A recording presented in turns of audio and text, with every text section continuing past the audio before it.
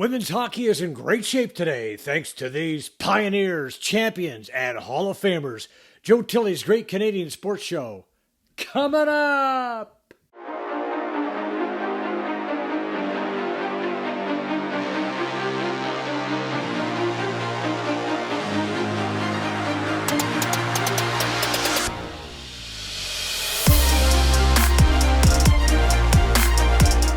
What are some of the challenges that women have had when it came to playing hockey? Rhonda Taylor Leeman is a women's hockey pioneer. She chaired the first ever Canadian Women's Hockey Championship, and she was the first female member of Hockey Canada. My brothers usually were able to get the skates and the equipment that they wanted, where I was always being provided with the hand-me-downs. And I remember that when I first went out to try out for the Red Barons, I borrowed a pair of skates from a friend, and I think I wore like a size 6 men's at the time, and they were like size 9. And you know what?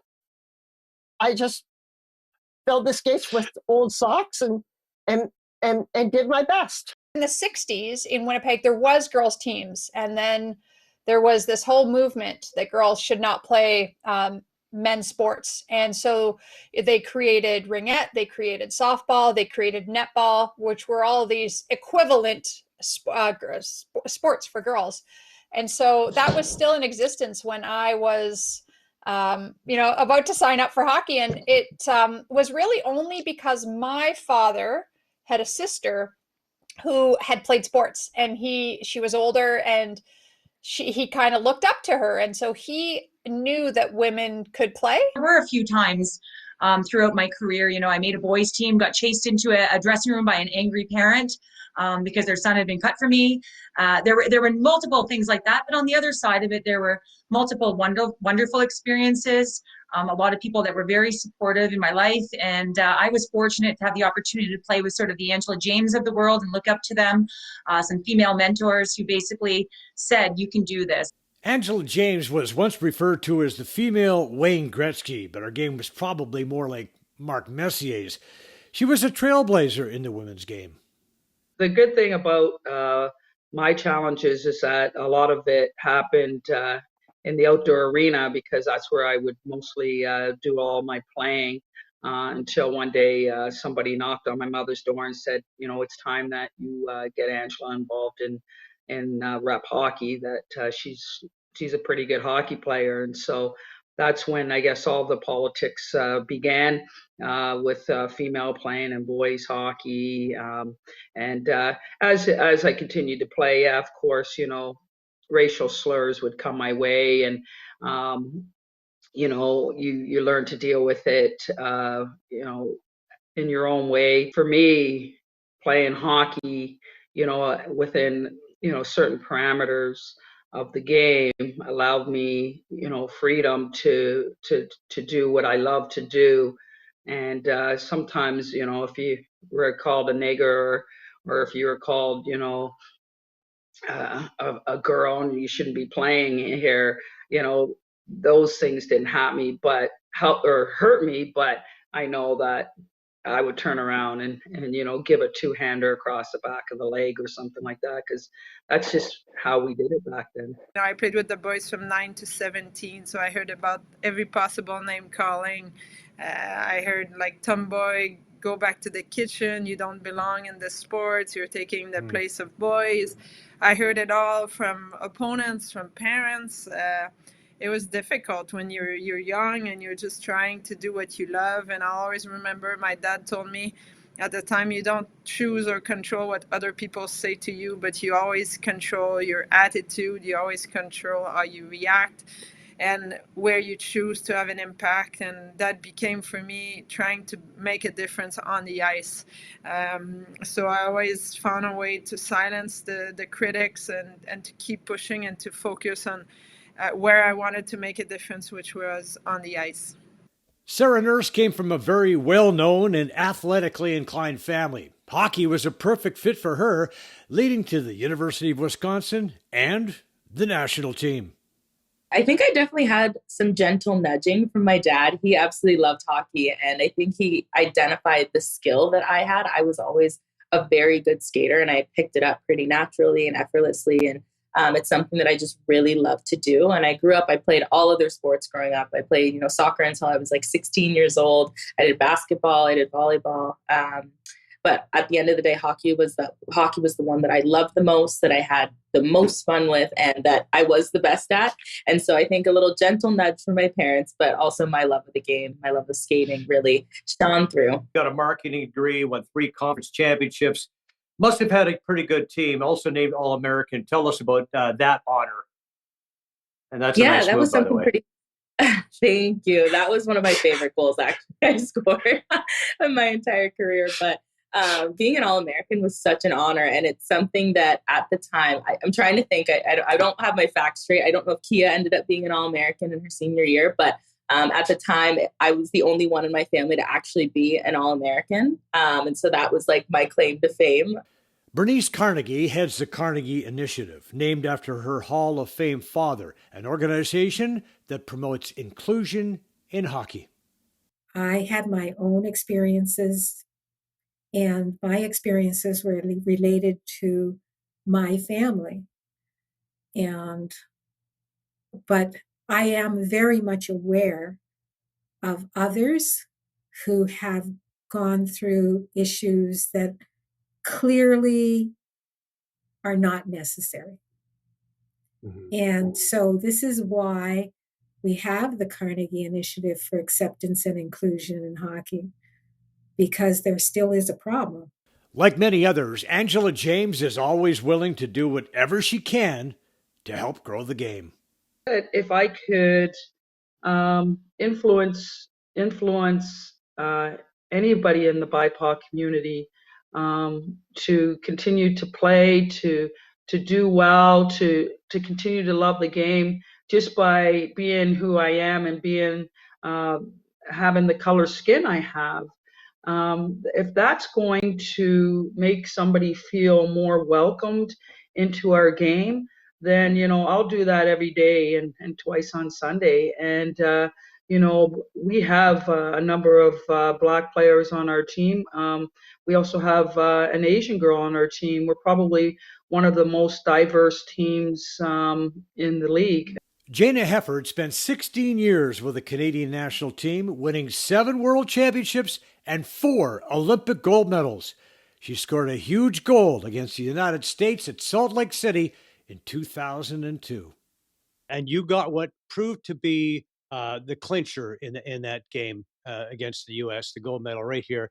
Break in on goal, you stay with it, and you stuffed it home for the gold medal winning goal, the golden goal, if you will. And what was that moment like for you? Yeah, it was obviously, looking back on it, really special. In the time, you're so zoned in on the point in time in the game. There was 1 second left in the second period when that goal went in. So it wasn't 1 second left in the third period. So it was a huge boost of excitement going into the third period. But it also was a sort of a reminder. You get into the dressing room and you realize there's still 20 minutes of hockey to play. So right. It put us up 3-1 at the time. It turned out to be the winner because Americans ended up getting 1 goal to make it 3-2. So looking back on it, obviously, it's a pretty proud moment. And, I'd say probably the biggest goal I ever scored. Cassie Campbell was also part of that gold medal winning team at Salt Lake City. She is the only Canadian to captain 2 Olympic gold medal squads.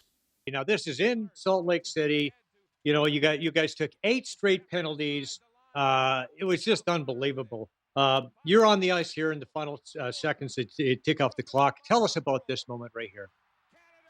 I think for me, that moment, I look at who's on the ice and I see Dana Antel, I see Jennifer Bottrell, and I think those were 2 of the players that didn't see a lot of penalty kill time during that whole tournament. And we spent a lot of time on the penalty kill. And I think, a lot of players like that sort of had to sit a lot throughout that gold medal game because of the penalties that we had. And to go out in that last moment, in such a big moment, and just perform like they did was incredible.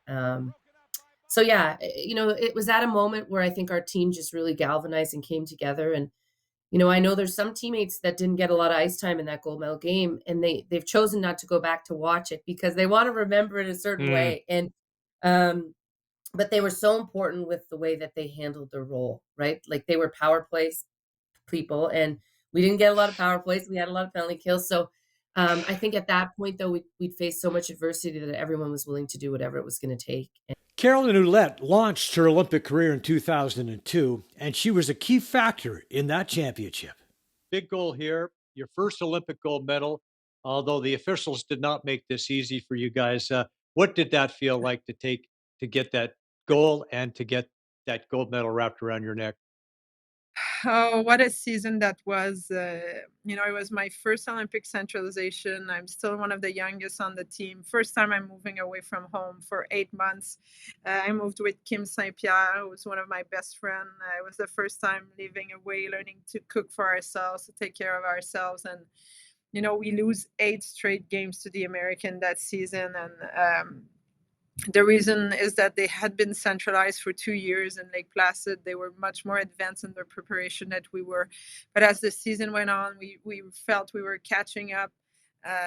Even the last game we lost, that 8th game, we were so close. We were leading most of the game. And I think that was kind of a turning point where after the game, our leaders stood up and said, if this is our best, it's not yet enough to beat them. And we got to keep pushing and keep getting better in the few weeks we have left before Salt Lake City. And we did. But then That's right. game was over and they placed that gold medal around your neck. And tell us about that moment for you. I mean, that's a moment that, I'll never forget, certainly. And the ability to stand there with your teammates that you have been through so much with. The unique thing about the Olympics is it's really a 4-year journey to get there. And coming off of a loss in 98, it really felt like, I don't know if redemption's the right word, but it felt like we were so disappointed with how 1998 turned out. And that really fueled us for those 4 years in between. And it's a lot of hard work that happens over 4 years to prepare for the next opportunity you have to win. So to be able to look down the blue line and, share that moment with those people that have all put in so much work to get to that moment was just really special. And then, you look up in the stands and you have your friends and family there that have also supported you along the way, because that sort of thing doesn't happen without that type of support system as well. So it was a really special moment, personally, collectively as a team, for our families. And I think for our country, it was, the first Olympic gold medal in women's hockey. And as we all know, hockey is an important part of our culture.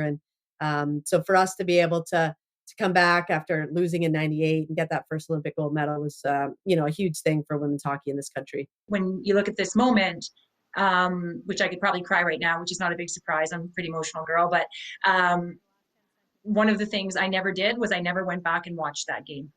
And people will say to me, why did you never watch it again? And it's the one game I've never watched again, because in life, I feel like we critique ourselves in everything we do, and it's always about getting better, and it's always about growing, especially when you're demanding excellence from yourself.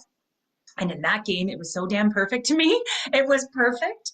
And I don't want to take that memory away from myself and go watch it again. So I'm living with my memory of that final moment as opposed to reliving it and looking at it and going, why was I in that position? And why did I do that? So I've chosen to just let that moment rest in my brain. Sarah Nurse represents the present and the future. She had a record-setting effort in the 2022 Olympics, leading Canada to yet another gold medal. My focus was actually just to be on the ice and to make an impact however I could. And as the tournament went on, I had a hot stick. Playing with great players. I felt myself being really fearless and just attacking and seizing the day. And so I think back to that Olympic performance for our entire team. There were, I think, 3 or 4 records broken. Claire Thompson had most points for a defender. Like, she smashed that record. It's not even close. Brianne Jenner, I think, tied the record for goals. Marie-Philippe Poulin had the record for scoring in every gold medal game.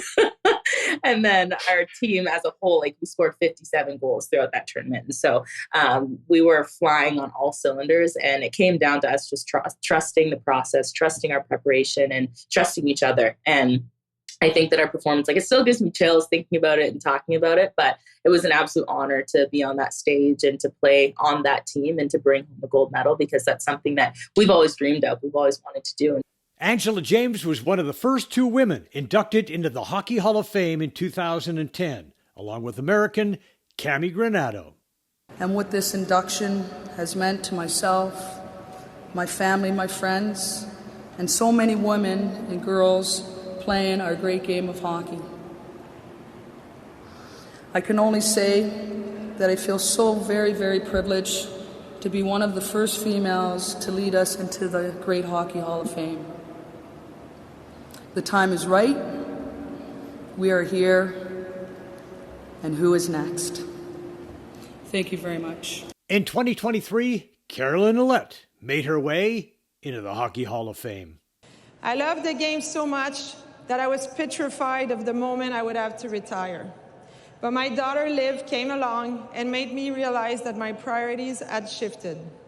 Transitioning out of playing is never easy, but as I invested myself more deeply into coaching, I became able to experience through my athletes the same incredible emotions and the same goosebumps that only hockey can give you. Jayna Hefford got her opportunity to join the Hallowed Hall in 2018. It's about following a passion and not letting anybody else shape that dream. Now, as I hold the role of Commissioner of the Canadian Women's Hockey League, I have the privilege of sharing my experiences and helping to leave a lasting impact for young hockey players. I believe in the power of opportunity. As a mother, I know that we're all born without biases or prejudice, and I believe if we find a way to maintain that innocence in our children, they'll know they can become anything they choose to be, regardless of gender, status, religion, or race. Dreams without borders are powerful, and fewer barriers represent freedom. Hockey has given me so much. I wouldn't be up here tonight if I didn't have the opportunity to play the game, even at a time when it was still considered a boys' sport. I hope you'll join me in advocating for the power of opportunity for everyone, because it's only when our voices are united that we become too loud to ignore. As I see the face of our game changing, you walk into rinks and you see people and children who look differently. You know, it's not all little white boys who are playing hockey. There are kids from Asian descent. There are Black kids. There are brown kids in hockey arenas. And so I think that that's incredible. And that just shows that, you know, our culture is such a multicultural society. In Canada, we're very multicultural. And so I think that our national sport should definitely reflect that. Hefford is now an executive with the PWHL. Women's hockey and women's sports in general have come a long way. I played in 3 different versions of women's pro leagues, and they've evolved along the way. And they were all an important part of the journey to get here where we are now with the PWHL. And we've set a new standard for professionalism in women's professional hockey. And it's just so exciting to see where this league is going to go. We have the backing of an ownership group that has experience, that has capital, that has fought for the same values we have around equality. So we have the best players in the world that are all, in one league, and we've never seen a time like this for women's sports. So it's so exciting where we're at right now. And we know this is just the beginning. We're going to continue to grow, and there's going to be some incredible professional experiences for many, many women to come. I'm not sure we could have found a better group to be behind this, to back this, to support it, to financially support it. These people believe in what we're doing. Mark Walter's probably the most prolific sport owner in the world. He does everything first class, every organization he's a part of. Billie Jean King and Alana Kloss have been fighting for women's sports for over 50 years, amongst other equality, issues and social justice issues. And so, our values are aligned. They come with the experience, and they come with the capital to be able to put a business plan in place that's going to be successful. And so we feel so fortunate to have brought them into the women's hockey world and to have them leading the way for us. We had been dreaming and hoping and wanting this moment for so long. And I know Julie and I spoke, and as soon as it came alive, it was important for us to get our season tickets and for our whole family, because we wanted to support the dream that we never had. And I am so grateful and happy of how successful it's been, The hockey has been so incredible. The games are so close, so intense, so physical. And you know what? It's going to only get better and better and better. We have our games on 3 major networks across this country, and then also major networks across the United States, which we've never had before, and weekly games, not just one-off here and there at the end of the season. I can't commend these current players enough for just what they did and how they pushed the game, and how they literally sacrificed playing in a league to help push the game. And, that was a tough task and a long task, almost 4 years. And, now they're reaping the benefits of that. And I think they're really proud of what they've been able to do. I know they're having so much fun, being a professional hockey player for really the first time. And it's not just the national team players. The national team players have been professional hockey players for a long time because they're paid through their associations and their Olympic associations. But the club players, the Erica Howes and the Jess Jones and the list that goes on and on and on of players who played as professional as they could play and also had real jobs. And it was, that's what I think this whole movement has been for. And, I'm just so glad that we finally have a group of people that are all working together. It's been a long time coming. It's been a frustrating process. It's tested all of our patience at times, but I think we're better for it. I think we're better for every league that came before us. And I think that working together and being part of this team, I've really noticed that the staff, it's like whatever it takes mentality. How can I make this better? What do you need me to do? I'll fill water bottles. I'll do whatever. And I think that's the mentality that we've always needed. One league where the best players are playing under that umbrella, and an infrastructure that allows us to be sustainable. Rhonda Leeman Taylor says it has always made sense for sponsors to support the women's game. In most households, it's the woman who controls the spending of the dollar. So whether they're picking up, what deodorant they're picking up, what shampoo they're picking up, any product. And these are the companies that are sponsoring these major events. Women need to get behind women's sports and saying, if you're not being equal to the women's sporting program, I'm not supporting you as a consumer. Well, we knew the change had indeed arrived when Sarah Nurse made the cover of the NHL's video game, EA Sports 23. I've seen such an impact on the young kids who obviously play the game, but just being able to see a woman on the cover. Obviously, this next generation of girls, you don't have to tell them that they can be professional hockey players. They know and they will tell you. But the young boys is really what has surprised me the most, because they're starting to see women in positions of power and see and understand that we can be professional athletes, we can be professional hockey players. And that's the change that I've seen. I've had so many young boys come up to me on the streets and hockey arenas and the airport and talk to me about hockey. And I think that's pretty awesome, because they're going to be able to look at the young girl who's 9 years old, just like them, and say, oh, she can be a professional hockey player, which is something that I never had growing up. And so I definitely see the tide changing, and that cover is so impactful in so many ways. This show is partnered with a group called Believe, Become, Be You. It's a mentorship program for kids from 10 to 17. So what's a good message to send to kids today? For me, if I ultimately want something, I'm not going to settle for anything less. I really believe that we as humans can have it all. I think that there's so much success in the world that if one person is successful, it doesn't mean that you can't be. It's an infinite amount of success. And so for me, I just think that I try to reach for the stars every day. I try to make the most of every day, every opportunity, every connection and relationship that I have, because I just believe that, we only have one life to live, and so we may as well live it to the absolute fullest. We want to thank all these tremendous women for being on the program. More when we come back, including this week's rant. Addiction Rehab Toronto, Toronto's #1 alcohol and drug treatment center, saving lives, reuniting families. The only treatment center in the province to offer medical detox, treatment, sober living, and lifetime aftercare all in one place.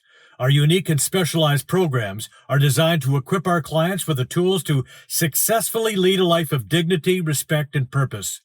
Let us help save your life or your loved one's life. Call today for more information or to facilitate an intervention.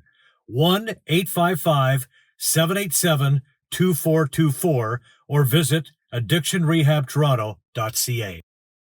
Now, this could be a teaching moment for young ball players. Don't let that gossip get carried away. Bo Bichette was rumored to be finished with Toronto. He was pretty much done here, had enough of the Blue Jays, and some of us were ready to help him pack his bags. Well, it turns out young Bo does love Toronto, wants to stay here, wants to win championships with his good pal Vlad Guerrero Jr. If that's the case, Bo, glad to have you, my friend. Love to sign Vlad Guerrero Jr., Bo Bichette to long-term deals. Come on, Blue Jays, get the pens out. Let's get those deals done. Rely on Walton Restoration's 40-plus years of excellence in residential and commercial restoration.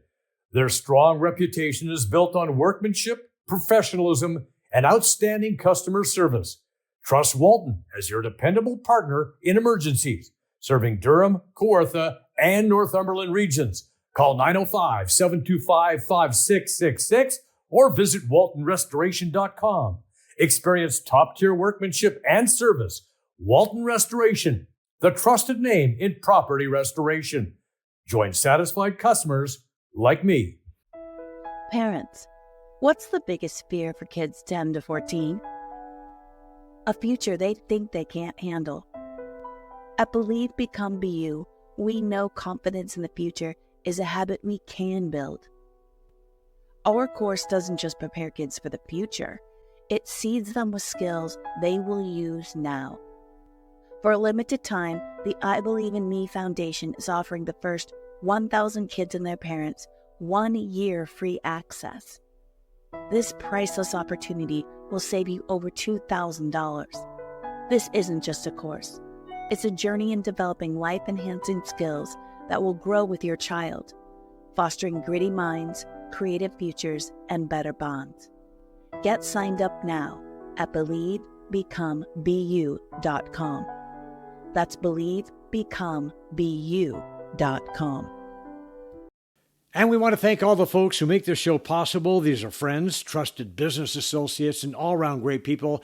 Thank you for your support of Canadian sports. A reminder that the show is available on iTunes, Spotify, Breaker, Radio Public, Google Podcast, and Pocket Cast, as well as the Spanglish Network, Zingo TV, and Buzz TV Live. Also, check out all the latest shows and shorts and clips on YouTube. Like and subscribe. It's absolutely free. Thanks once again to all the tremendous women that we've had on the program. Thank you for watching. We'll see you next time. Brian Gribben Insurance Planning, helping you solidify your financial future. At BGIP, what we do that's unique in the marketplace is we show people how to spend and enjoy their money in the early years of retirement without the fear of running out. Also, we're able to do this without you having to change financial advisors. Please look us up at bgip.ca today. And let's book a 30-minute phone call to see how we can bring value to you and your family in your planning. Call Brian today for all your retirement needs. We did. 905-686-5678.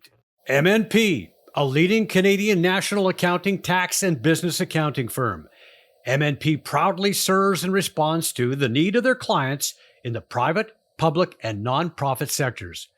Through partner-led engagements, MNP provides a collaborative, cost-effective approach to do business and personal strategies to help people and organizations to succeed across the country and around the world. With local offices in Oshawa, Mississauga, Burlington, and more, their team is here to support you. Visit mnp.ca today to learn more. Rooted in 60 years of tradition, Sleepy Hollow is a private golf club with a friendly community of members just minutes from Toronto. With mature trees and rolling fairways, Sleepy Hollow provides a challenging and enjoyable experience for passionate golfers. Enjoy great golf, amazing dining, and a picturesque patio second to none. Visit sleepyhollowcountryclub.com. Joe Tilley here. My wife Penny Claire and I recently took an amazing trip to Egypt and Jordan with Trip Oppo. And here are our top 10 must-dos. Last but not least, we relaxed at a luxury resort and took a dip in the famous Dead Sea. This beautiful resort was a perfect way to cap off our incredible adventure in Egypt and Jordan. After days of exploring ancient ruins and bustling markets, it was wonderful to just kick back, put on a little mud, and soak up the sun by the Dead Sea. Oh, I almost forgot to mention the amazing cuisine in Egypt and Jordan. Don't forget to try the delicious local food like mouth-watering Egyptian barbecue. And the best part is that our Trip Oppo tour includes almost all of the meals, so you can indulge in the local cuisine without worrying about opening your wallet. I would highly recommend that you book your next trip through Trip Oppo. Call them today. Guests on Joe Tilley Sports receive a gift certificate from Classica Imports. Top of the line imported men's clothing. Check out the Classica Essential Collection now. Go to shopclassica.com.